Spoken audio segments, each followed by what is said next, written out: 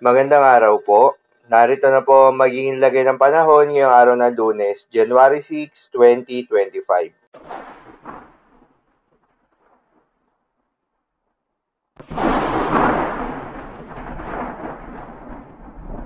Sa kasalukuyan na tayo sa pag-asa, Northeast monsoon o hanging amihan ay patuloy pa rin nakakaapekto sa may Northern Luzon. Dahil nga dito ay asahan yung maulap na kalangitan na may kasamang mga pagulan. Itong Northeast monsoon ay asahan na lalakas pa sa mga susunod na araw. Shear line o yung salubungan naman ng malamig na hangin at mainit na hangin na nanggagaling sa may karagatang Pasipiko ang nakakaapekto naman sa may eastern section ng Central at Southern Luzon. Dahil dito asahan naman yung maulap na kalangitan na may kalat-kalat na mga pagulan at isolated thunderstorms. Intertropical Convergence Zone naman o ITCZ ang nakakaapekto sa may Eastern Visayas at Mindanao. Dahil dito asahan yung maulap na kalangitan na may kalat-kalat na mga pagulan at thunderstorms. Sa nalalabing bahagi naman ng Luzon, nalalabing bahagi ng Visayas at nalalabing bahagi rin ng Mindanao ay asahan naman yung maaliwalas na panahon, ngunit posible pa rin yung isolated rain showers at thunderstorms lalo na sa hapon o gabi na dulot ng mga localized thunderstorms at ng Intertropical Convergence Zone. Magandang balita naman dahil ayon sa pag-asa ay wala tayong binabantayan na low pressure area o bagyo sa loob o malapit sa Philippine Area of Responsibility na maring makaapekto sa ating bansa hanggang sa susunod na 3 araw. Ngunit kailangan pa rin nating maging handa dahil ayon nga sa datos ng pag-asa, posibleng may isang bagyo na pumasok o mabuo sa loob ng Philippine Area of Responsibility ngayong buwan ng Enero na may tsansang maglandfall sa may Eastern Visayas o kaya naman sa may Caraga region. Ngunit posible din naman itong lumihis ng ating bansa. Para naman sa magiging lagay ng panahon ngayong araw ng Lunes, dahil nga sa epekto nitong Northeast Monsoon, asahan sa Cagayan Valley at Cordillera Administrative Region ang maulap na kalangitan na may kasamang mga pagulan. Posible ang mga pagbaha o pagguho ng lupa dahil sa katamtaman hanggang sa kung minsan ay malakas na pagulan.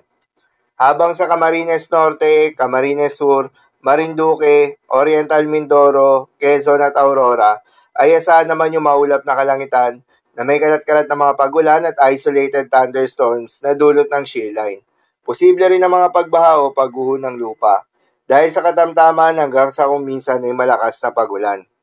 Habang sa Eastern Visayas, Caraga at Davao Region ay asahan naman yung maulap na kalangitan na may kalat-kalat na mga pagulan at thunderstorms, dulot naman yan ng Intertropical Convergence Zone. Posible rin ang mga pagbaha o pagguho ng lupa dahil sa katamtaman hanggang sa kung minsan ay malakas na pagulan.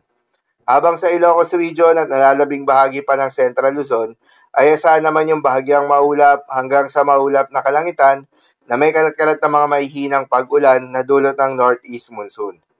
At sa Metro Manila at nalalabing bahagi pa ng Luzon ay asahan naman yung bahagyang maulap hanggang sa maulap na kalangitan na may kalat-kalat na mga pagulan o thunderstorms. Dulot naman yan ng mga localized thunderstorms.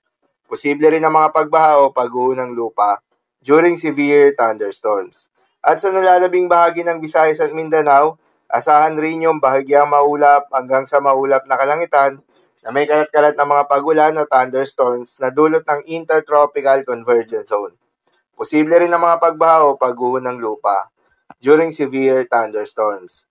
Madalas, nabobo ang mga thunderstorms na ito tuwing hapon o gabi na nagtatagal ng 1 hanggang 2 oras. Kaya naman ingat sa mga posibleng banta ng pagbaha at pagguho ng lupa.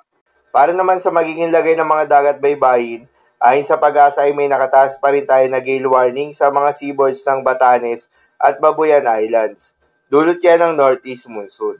At dahil nga sa muling paglakas nitong Northeast Monsoon, ay asahan na madaragdagan pa yung mga lugar na isa sa ilalim sa gale warning. At kapag may gale warning nga tayo ay pinapayuhan na huwag munang pumalaot yung mga kababayan nating mangingisda at yung may mga maliliit na sasakyang pandagat dahil inaasahan yung maalon hanggang sa napakaalon na karagatan. So yun lamang po para sa lagay ng panahon ngayong araw ng Lunes. Keep safe everyone.